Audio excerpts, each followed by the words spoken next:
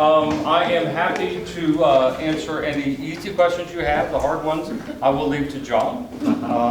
It just works better that way. But I appreciate this chance to be here. I think the most important part is what you either have heard or will hear in worship, which is kind of the work of the endowment. I'll talk about gifts, money, tax deductions, those kinds. That's not the important part of any church endowment. The important part is how it supports the ministry. But we are going to talk about how we can help to make that happen. I've raised children, so I'm used to being interrupted. So if you have a question, feel free. Also in the folder is my business card. So if you have questions later, questions you didn't want to ask in front of the whole group, whatever, if we really get into a conversation, at the end, I will ask you, should I share this conversation with the church? And if you would like me to do that, I will. If you'd prefer that I don't, then I won't. My goal is to be a resource to you. And my real passion is helping churches get on good financial footing. I think that we have a fairly narrow window where we can do that because my generation is going to have less money when we're 80 than the current generation of 80-year-olds will. You guys are way better at saving. We can give you great lessons about how to spend money. We are really good at that. Not so much about saving. So I think this is really a critical time in the history of the church, or in the future of the church, to talk about that. So what I'm going to do is talk about some really basic planned gifts. There are attorneys who specialize in this stuff, and it can get as complicated as you want it to be. I'll stick with the basics, and we'll go from there. So there was a comedian appearing on a Tonight Show kind of show, and it was clearly set up because the host said to the comedian, "So what's the most important thing about comedy?" And before he got 2/3 of the way through the sentence, the comedian turned and yelled, "Timing!" So, poor company. So we're going to talk about timing today as we talk about gifts. And we kind of put those gifts into 3 quadrants. I realize that if it's a quadrant, it has to be 4, but it doesn't quite work that way. So in your folder is the handout, and there are gifts that you can make now that the church can receive now, right? The easiest is the outright gift. I used to say every Sunday in church they pass a plate to receive outright gifts. Did you pass a plate this morning? We did. We have a box. Yeah, our church doesn't pass a plate either. My favorite part of the entire worship service, and they don't pass the plate anymore, right? But the church is really set up to receive outright gifts. It does it every week.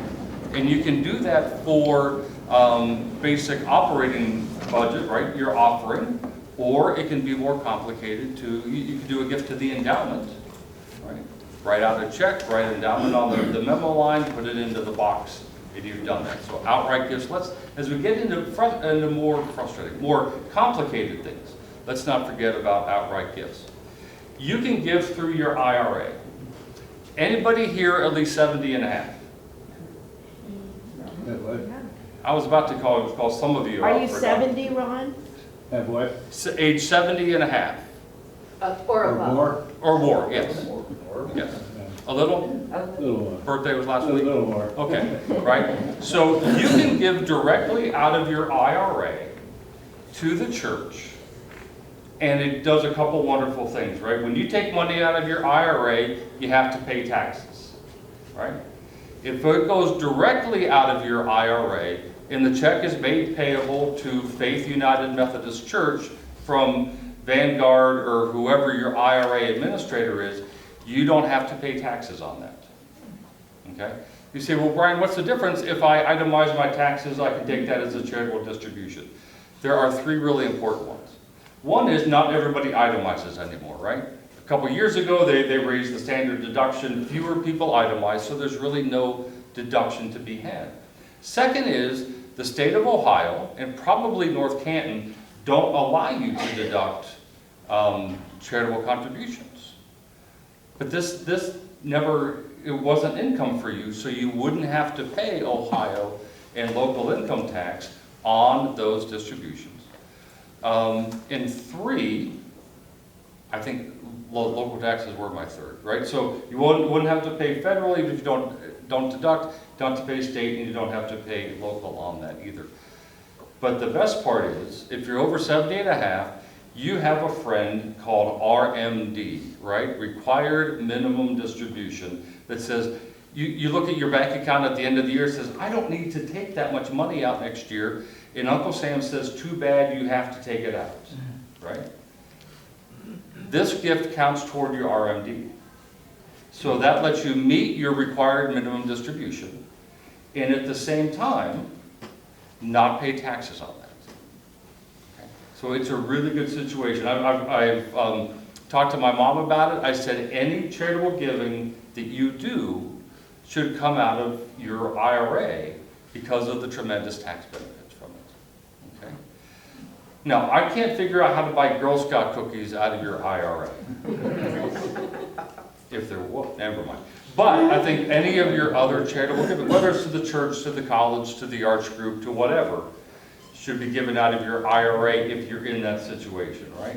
If you're in a situation where you have to you have to meet your RMD, where you may not need the money right now, but you have to take it out anyway, so what do? You give it that way. Technique. You would do this through your IRA administrator, right? So it's the financial company or the insurance company that you have your IRA through. There's probably an online portal where you would do that. What I recommend you do is have the check payable to the church mailed to you at your home, okay? So then you can put it in your envelope, right, for the offering, or that you can communicate directly with the church. This is out of my IRA, it's to be put into the endowment or the whatever project, so they know where it comes from. I read a lot of church newsletters, and frankly, I don't find that to be a compliment on myself. But the number of times I see, if you made an IRA distribution and you've not been thanked for, please let us know. We have one that we don't know who to credit to. I always call and say, that was mine. I don't really. But that way, if it's mailed to you, you're able to communicate it that way. Okay? So start with your financial company. They send the check to you. Make sure it's payable to the church, though. Because if it's payable to you, then you've got to recognize it as income. Okay? Make sure it's payable to the church. Yes, sir? So what kind of information would that Vanguard IRA need to know? The name of the church? The legal name of the church, where I assume is Faith United Methodist Church. Do they need to know anything else? They'll need the EIN, the Employer Identification Number, which is the church's version of your Social Security number. And we can make that available to people. But Right. obviously Cheryl would know what that is at the Right. church. If Yeah. everyone- Right. Yeah. If you donated previously, you may have it on a statement. Mm-hmm. Oh, yeah, because the donor statement even gives it to you? I think Maybe it does. it might. Mm-hmm. Okay. Yep. So it's very easy to do, and you can do that if you, for instance, saying you're paying your annual pledge to the church, it can be done quarterly, or if you want to do it one time for like a gift to the endowment, you would just see how that is run through your financial provider. So it's a really great thing. The fact that it meets your RMD and you don't have to pay taxes on it, I think is a double win. So I really encourage that. Giving stock, I realize the market's been down the last couple months, but a lot of us have highly appreciated stock, right? So we would have to pay capital gains tax on the difference between what we bought it at and what it's worth today. If you donate that stock directly to the church, don't sell it, you give them 20 shares of General Motors, then you would avoid all of that capital gains tax. You would get a tax credit next April 15th for the full amount of the gift. And the church could either decide to hold it or sell it, but you would avoid all of that capital gains tax. So if you have some of that laying around, you might want to talk to your financial advisor, your stockbroker, and say, what do I have in my portfolio that has the highest capital gain liability? And that may be something that you want to give to your church. If you have extra real estate gifts, so if you sell your home, your primary residence, you don't have to pay capital gains tax on that. But if you have a vacation home, if you have a rental, a house that you rent, or the house that you bought for your daughter to live in, or commercial property, or any of that stuff, when you sell that, you'll have to pay capital gains tax on it. But if you give that property to the church, then the church can sell it without capital gains. Anybody here on the trustees? How thrilled are you about the church getting a donation of property that you would then have to sell? Oh, wow. Yeah. So if you have a piece of industrial property where the land is contaminated, let's not give that to the church. Or if you have an old gas station where the tanks have been leaching into the ground for a couple of decades, is there a Baptist church close by that you would probably give that to? Right, let's not, but if it's something that you think the church could sell easily, certainly a home would qualify as that right now. So, just make sure that you really are doing it for the good of the church and not just, so you could unload this thing on it. And finally, under the quadrant of made now and the church receives it now, is a life insurance policy. I was at a financial planning session earlier this week, and I came to the realization that I'm about to not need all of that life insurance that we bought years ago, right? I am pleased to report that 4 weeks from now, my younger daughter will graduate from college, and we will be out of the tuition-paying business for the first time in a long time. And the balance on our mortgage is down to a pretty reasonable amount. It's more than I have in my pocket right now, but not that thing that would really hinder us.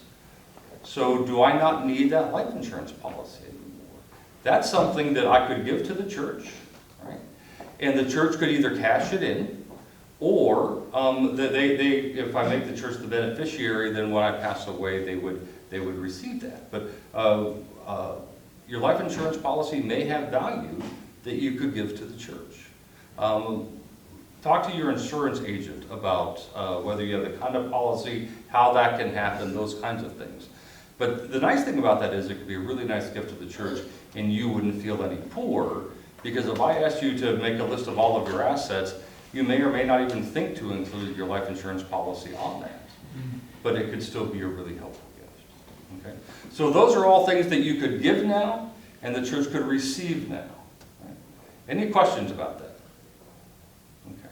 The second is gifts that you can make later and the church receives now. I have nothing on there because I can't come up with a way for you to give nothing and have the church receive a gift. So we will just skip that quadrant.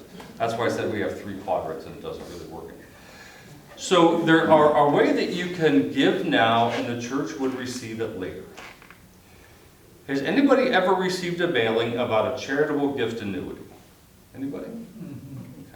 Okay. How many a week do you usually get? 7 or 8 a week? Yeah. They're very, very popular. I think they also make a lot of sense. I'm a fan of charitable gift annuities. With a gift annuity, you make a gift now. And for the rest of your life, you would receive a steady stream of guaranteed income until you pass away. And when you pass away, the church would receive what's called the remainder of that annuity. And if you look on probably the 3rd page of your packet, I guess the 4th page,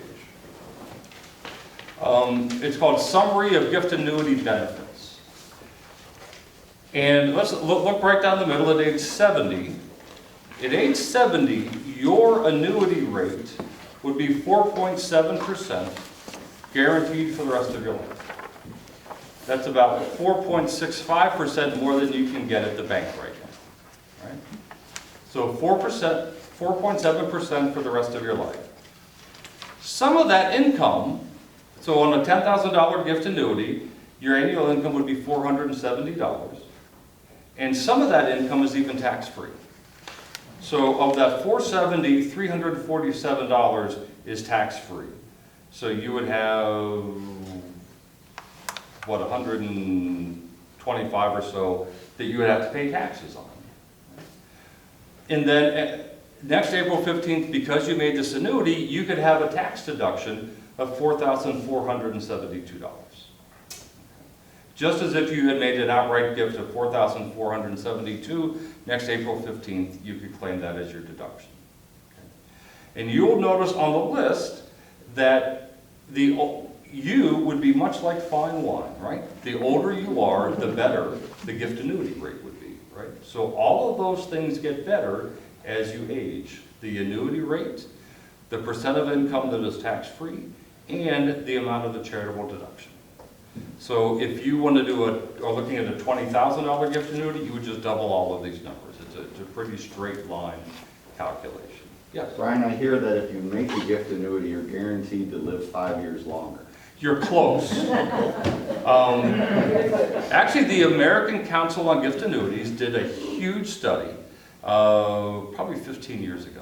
And they actually found that gift annuitants live 1 year longer than their life expectancy. I think that's for 2 reasons. One is, especially if you do it to a church, that's your way of paying Steve back for all the times he went over on a sermon and you had to wait, right? So you can make him wait another year for the payout on the annuity. I actually think it's because of the sense of community, right? People who are isolated don't tend to make gift annuities. They give them to organizations that they're connected with.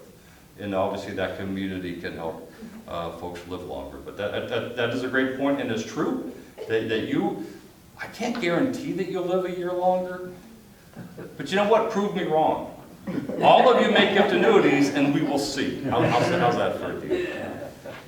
So you're thinking, Brian, how can the foundation or the church or anyone else guarantee, if you're 90, 8.6%, how can you guarantee that? The key is that we will give about half of your $10,000 back to you over the years. Okay, so that's why the charitable deduction, which is estimated to be the amount of money the church will receive at the end of your life, is only about half, because we'll give the other half back to you over the years as part of that payment. And if you already have money that you've put over here, and every January you take it out and put it in your wallet, you don't pay taxes on that, right? Because it's already yours. So that's why, A, we can pay a higher rate than you would think, and B, that's why some of that is tax-free. Okay. Questions about gift annuities? And the foundation, the United Methodist Foundation would do that annuity. We can. We manage 100 or so gift annuities. The church, the faith has decided to work with the foundation on that. There's really no reason not to. We're set up to make the quarterly payments. We can do those electronically. We will send you the end of the year tax forms, all that stuff. So it's really a great situation for the church. And certainly helps you make sure that you get paid and you get your tax documents on time. A little bit of the fine print. Your annuity rate is guaranteed for the rest of your life. If you live to be 150 years old, we will keep paying you this annuity rate until you pass away. Okay? The only downside for the church is that by then the entire annuity will have been eaten away by the payments and the church won't receive anything. But that's not the church's problem, that's the foundation's problem. Okay? So we would have to put into our budget, in this case $470 a year, to make these annuity payments. I have been with the foundation for 14 years. We have never had to pay out of our budget somebody with a gift annuity. We did have one. We were within one quarterly payment of having to do that. But the annuity was taken out in the late 90s when the tech bubble was up and everything was making money. So the assumptions were that he would do very well, and he died at 99 and a half. So you combine those two things and we got pretty close. So it is a great deal for the annuitant. It's wonderful for the church, and it's a service that we at the foundation are happy to provide. So our contract is between the annuitant and the foundation to benefit the church. The church is not on the hook liability-wise for any of these things. Steve's here. Do not tell him what I said about him preaching over and the church having to wait to get the money. Questions about gift annuities? If you've ever gotten the folder and said, well, if it's too good to be true, it must be, it's not. I really believe in gift annuities. I've actually talked to my mother about a gift annuity, so that's how much I trust those. So there are other life income gifts that work the same way. A charitable remainder trust is more complicated, more expensive to administer, but there are tax benefits to it.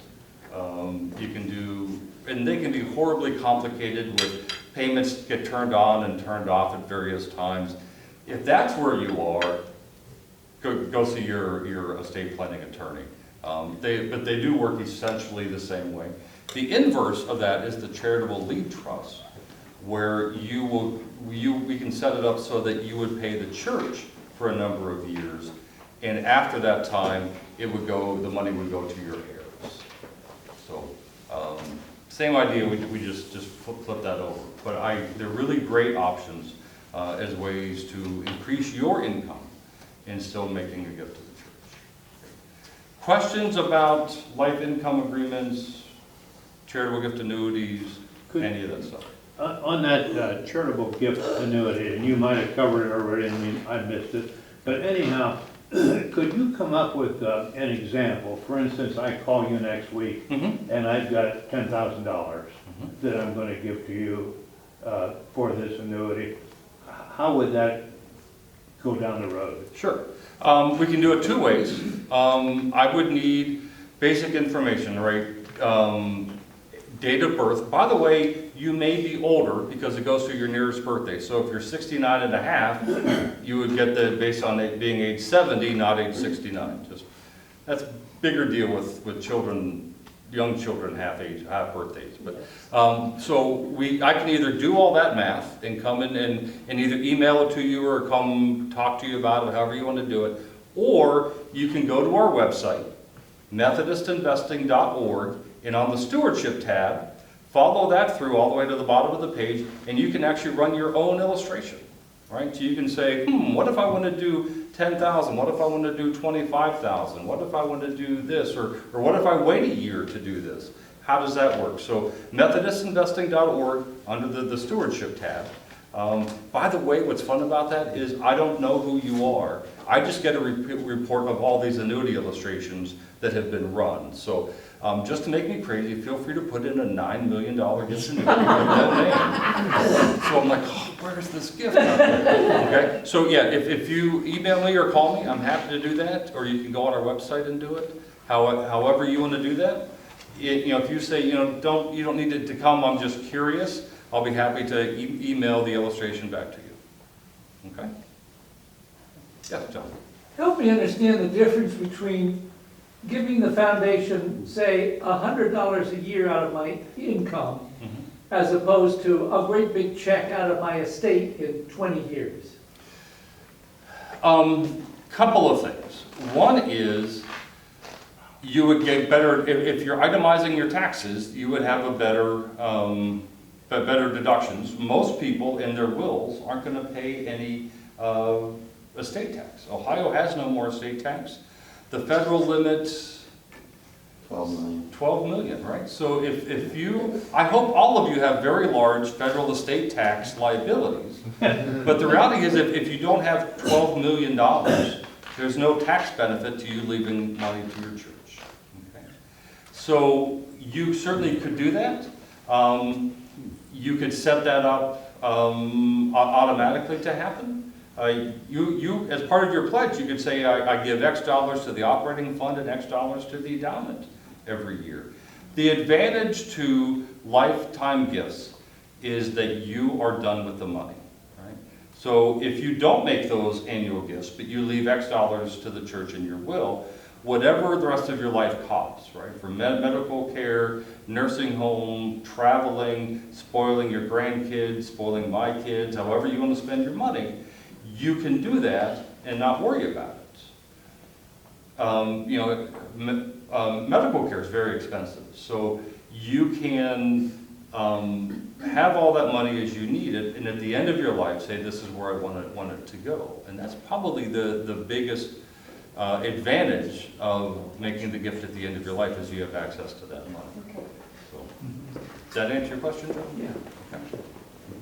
Yes? This is probably a negative view of things, but what would happen if we invest in an endowment in a church, and then the church folds? What happens to the endowment to that church?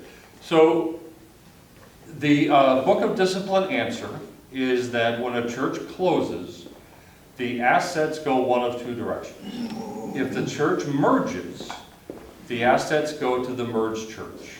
Okay, so you and North Canton Grace, one of you decides we're not going to do this anymore, we're going to fold into one congregation. All of the assets, the building, the hymnals, the tables, the chairs, would go to North Canton Grace, as would your endowment.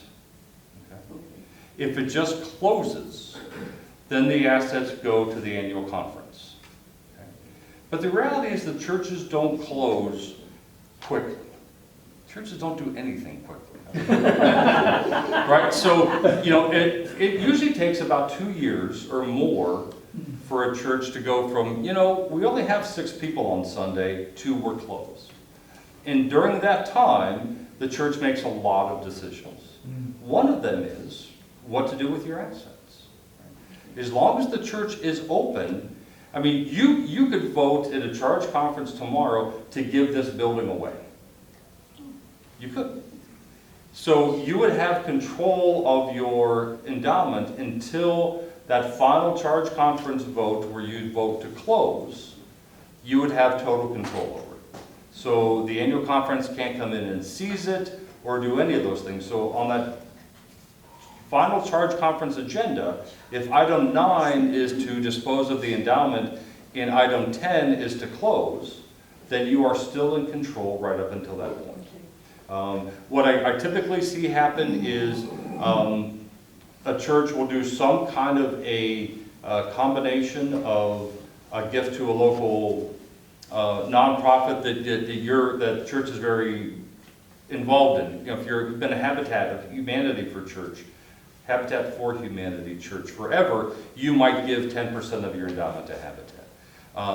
You may give it to another church, you may give it to the district to support religious life and missions in this area, those kinds of things. So you will notice that I am the king of long answers to short questions, but that's the long answer. Did that answer your question? Yes, it does, and I'm not putting a negative No?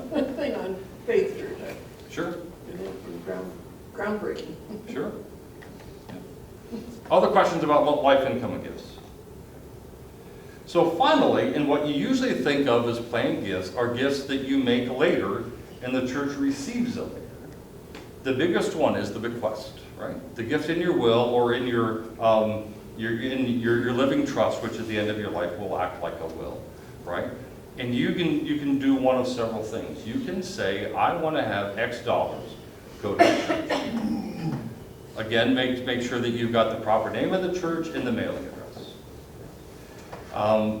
Or I want X% of my estate to go to the church. People typically die with more money than they think they're going to, so I always recommend a percentage, unless there's really something really specific that you want to do. If you want to start a scholarship fund and you think it would take $100,000 to start a scholarship fund, then I would say leave the church $100,000. But if you say, this is my kid's situation, and then these are the charities I want to do, and this is a friend, do all that through percentages to make it come out kind of the way you want it to. Okay. You can set a pecking order where the first X dollars are divided evenly among my kids, and then everything else goes to the church or goes to charity. Or the first X dollars goes to charity, and everything else is left to my kids. So you're in total control all the way through. Questions about that? I assume everyone here has a will? All right. Looking at the younger people over on this side. We do, right, John? You too, right? You know where it is, right? But I wonder how long. It's in your house, right? I wonder how long it's been since you've updated it. And I will come as a form of confession that 2 years ago, my wife and I updated our will, and at that point, we added our 19-year-old daughter for the first time. Her older sister was in the will, and it said something about an all future children. It had been a while. Right? So go in, and here's an interesting exercise. If you were really bored someday, you could go to the county courthouse in downtown Canton and read the will of everyone who's ever died in Starr County. It's fascinating. Not really, right? But when an organization is left in your will, the organization gets a copy of that will. And it's really interesting to go through and read who are the important people, my kids, my neighbor, who are the important institutions, my church, the Boy Scouts, whoever, or the things. I leave my fur coat to my oldest daughter, I leave the silver to my oldest daughter, or I leave our vacation house to all of the kids corporately so that they own it together, right? Those kinds of things.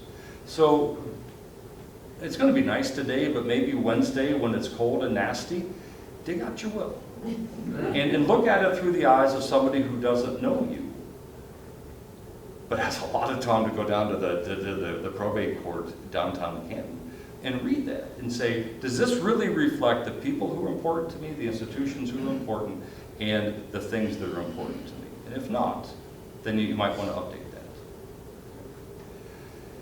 In addition to wills, there are a couple really great things that you can use to transfer assets at the end of your life. One of them is a pay on death or transfer on death in any account that you have. So at the bank or whatever, you could, right now when you die, that money will go into your estate.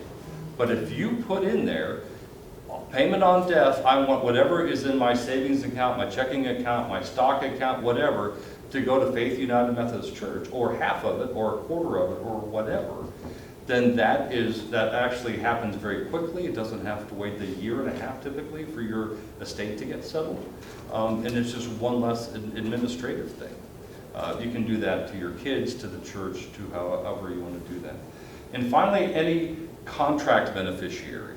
So again, with all of those accounts, you say, when I die, what's going to happen to this? Your retirement fund, bank accounts, all that stuff. I want it to go to the church or to kids or to whatever. Especially if you were married and no longer are married. My retirement fund is set up, everything goes to my wife. If she is gone before I am, we're going to have to change that. So again, dig those things out in the cold, nasty weather this week. And say, is this where I want it to go? I'm not telling you where it should go. I'm just saying make sure that where it's going is where you want it to go. Because all of those are really good estate planning ways. And they're easy to do. With all due respect. Yeah, I would say, why did you start with the wills? You should start with the easier ones. Mm-hmm. Beneficiary designations, you don't have to go see us lawyers. Why would you not want to go see a lawyer? The only problem with transfer on death is you pay no attorney's fees to do that, which I find is just heinous, and you should really try to do that. No, I'm kidding. But yeah. By the way, I started with outright gifts, and they don't get much easier than that. So yeah. So yeah, they're easy. They have to go somewhere. So do that. And then in your will, you can get a little more complicated, saying, I did a transfer on death of my stock gift to Faith United Methodist Church. My intention is for the church to receive at least $100,000. If there's not enough stock in there, then I want to make up that $100,000 through my estate. So maybe they get 100, maybe they get 125 through the stock, but if they only get 75 through the stock, then they could get another 25 with your will. And that would take a lot of legal fees to figure out. So I've got Spreadsheets on So that is the end of my key plan gifts. Went a little over 15, a lot over 15 minutes. What questions do you have? Yes, Steve. Actually, first a comment and then a question. A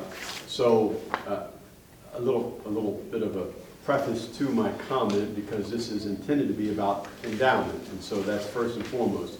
But it's worth just lifting up that we've had at least a handful of folks that I'm aware of, and since I've been at Faith, who have left some money for the church in their will that was undesignated.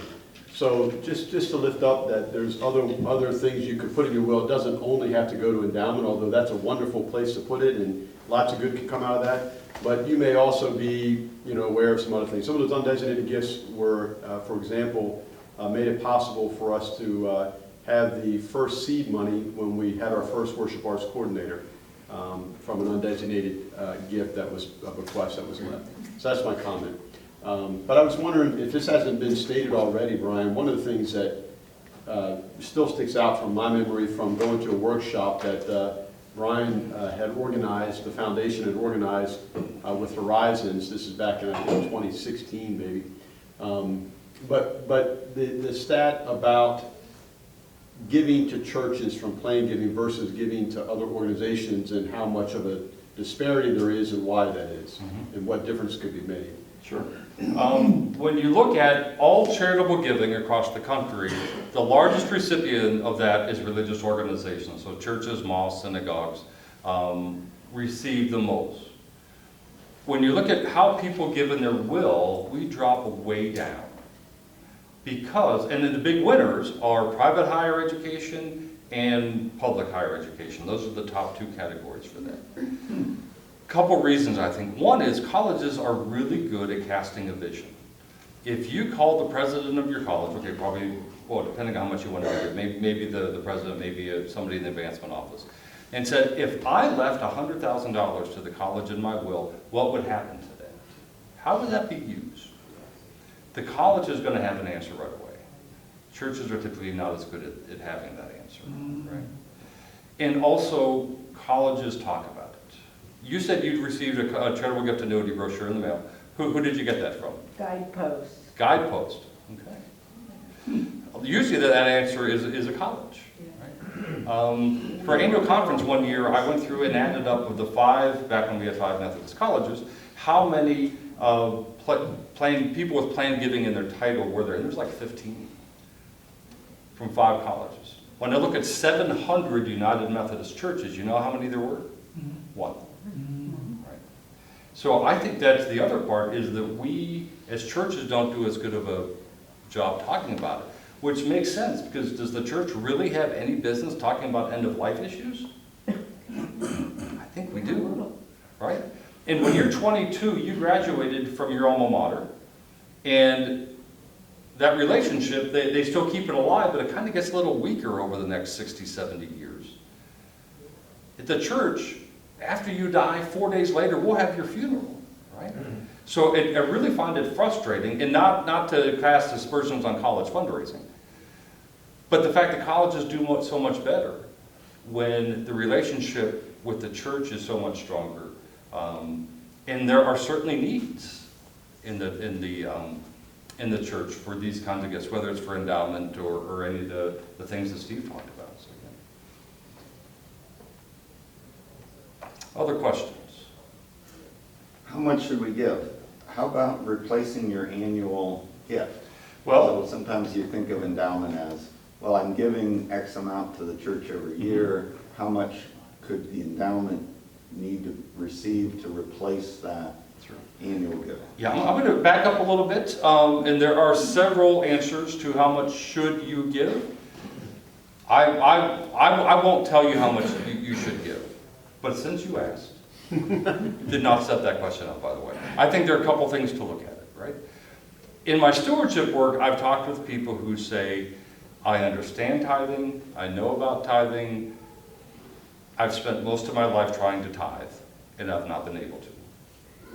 Every time I try, the transmission on the card goes down, whatever. Your estate may be a time when you can tithe. Just throw that out there. Consider the church or charity as a whole as another child, right? So I have 2 kids. In my will, I could have a 3rd child called Charity. In my church and Playhouse Square and my alma mater and all of those things could benefit, could be part of that other child, okay? What you're alluding to is that generally endowments will pay out of their endowment fund 5%, right? So 1/20th. So if your endowment fund has $1 million, the endowment committee would typically make $50,000 available to the church. So if you have an annual pledge of $1,000, if you pledge $20,000 to the endowment fund every year would receive your $1,000 again. And that goes on forever as long as the endowment committee is doing their work. So that's a really easy way. So if you're looking around and saying, boy, what's going to happen to the church? There aren't as many young people, or young people aren't giving, or that Yahoo from the foundation said that young people give or spend their money rather than giving it. I'm worried. This is a way to help hedge that concern, right? Is that your giving could be perpetuated as you go. So simply by taking what you give now and multiplying it by 20 would allow you to do that. Thank you.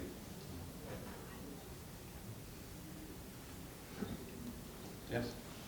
I'm not sure how I can articulate this, but I have a question about our church's endowment. I had a pastor once, a long time ago, tell me that he saw churches die when they had an endowment because people said, oh, well, the endowment will take care of that. And is that, have you seen that in your experience? And then I wonder how much should be taken out of the endowment, say annually, what's the draw? What percentage is it to pump back into the church? I have seen it. Quick story. Had a pastor and his lay leader, I think, come and see me the first business day after January 1st one year. Said that a member of their church had died, left the church everything, and he lived on his family farm and never married. So he had all these acres and all these buildings and all these tractors. And oh, by the way, he died in the summer and the crop was in the field. And all of that stuff, the church took ownership of it. Turned out to be $1.2 million for a church where, I kid you not, the men's room was so small you had to decide what you're doing when you walked in because you couldn't turn around, all right? So very, very small church. So we talked about it, and my advice to them, because they had that exact same concern, was how do we keep this from killing our church? And I said, this is, according to the experts, the endowment should never pay operating expenses. Okay? If it should never pay the utilities, it should never pay the pastor's salary, any of that stuff should be the responsibility of the current members, right? Because they should be willing to pay for the kind of church that they want to have. Okay?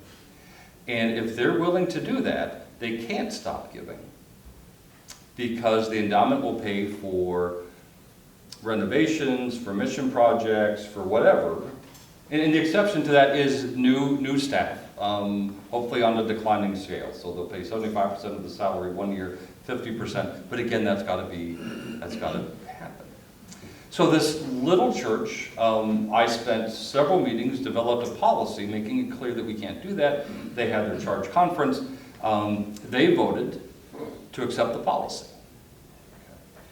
The very next thing that lay leader did was stand up and say, I move we suspend the policy for the next 10 years. The policy that he and I had worked on, and he understood why. That church is about to close. Because one of the great, it's a rural church, one of the great days in the life of that church every year is spring cleanup day.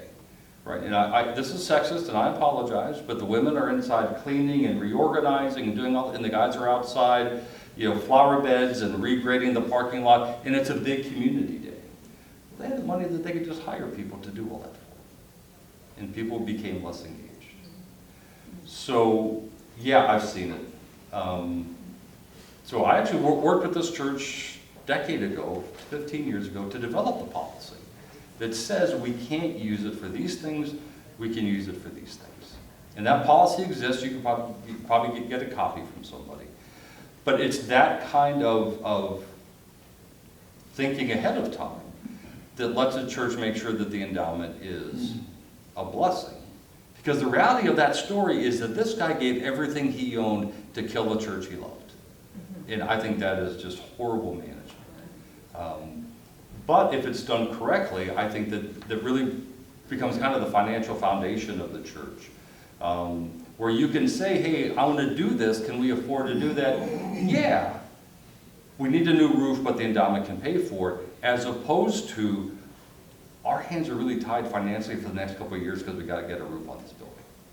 And I think that's really the role that the endowment plays. So it can happen.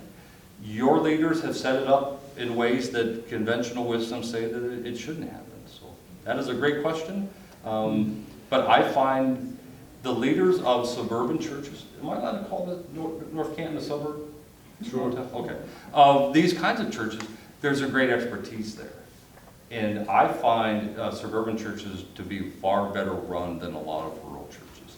And I've certainly seen that here in the last 10 years. So, great question. I think you're probably okay.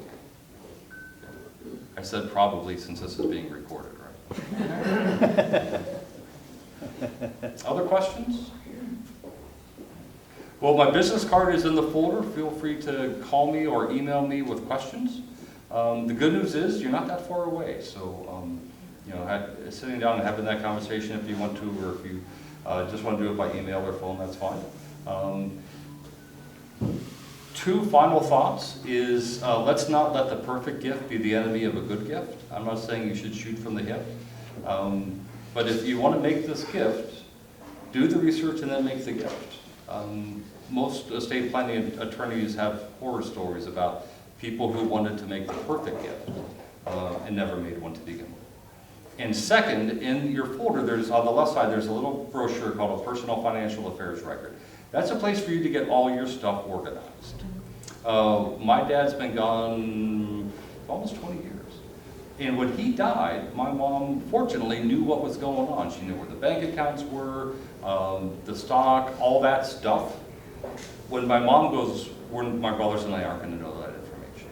So that's a place for you to get all that organized, put it with your important papers. The next time the kids are over, say, by the way, I'm going to kill the buzz here for a minute, but in this drawer is where you'll find my will, because people need to know where that is, don't they?